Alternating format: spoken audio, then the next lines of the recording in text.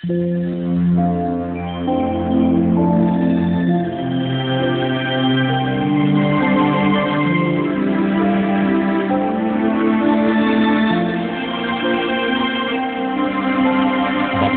ang bumabasa at ang nangakikinig ng mga salita ng hula at tumutupad ng mga bagay na nasusulat doon, sapagkat ang panahoy malapit na.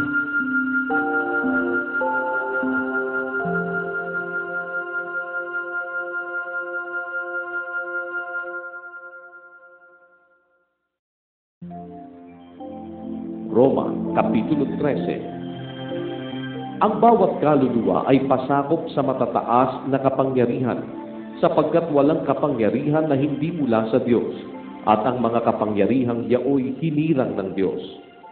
Kaya nga't ang sumasalangsang sa kapangyarihan ay sa utos ng Diyos sumasalangsang, at ang mga nagsisalangsang ay magsisitanggap ng kahatulan sa kanilang sarili. Sapagkat ang mga pinuno ay hindi kilabot sa gawang mabuti, kundi sa masama.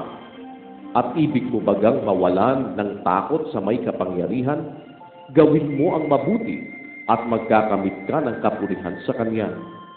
Sapagkat siya'y ministro ng Diyos sa ikagagaling mo.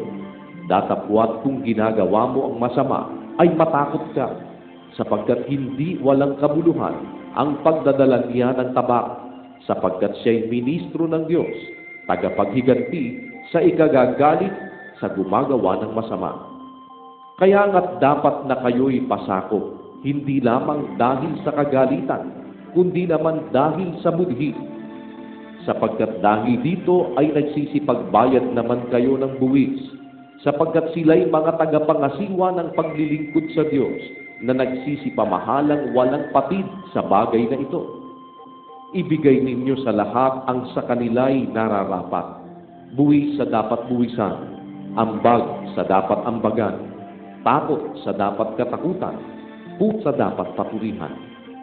Huwag kayong magkautang ng anupaman sa kanino man, maliban na sa mga ibigan kayo, sapagkat ang umiibig sa kaniyang kapwa'y nakaganap na ng kautusan.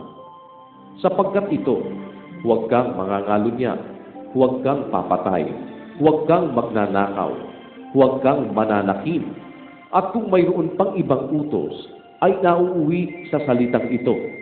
Sa makatwid bagay, ibigin mo ang iyong kapwa na gaya ng sa iyong sarili.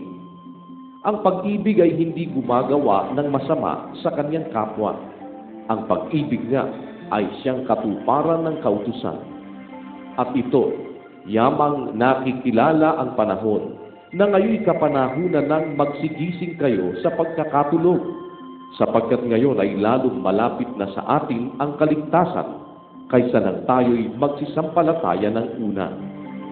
Ang gabi ay totoong malalim, at ang araw ay malapit na. Iwaksi nga natin ang mga gawa ng kadiliman, at ating isakbat ang mga sandata ng kaliwanagan.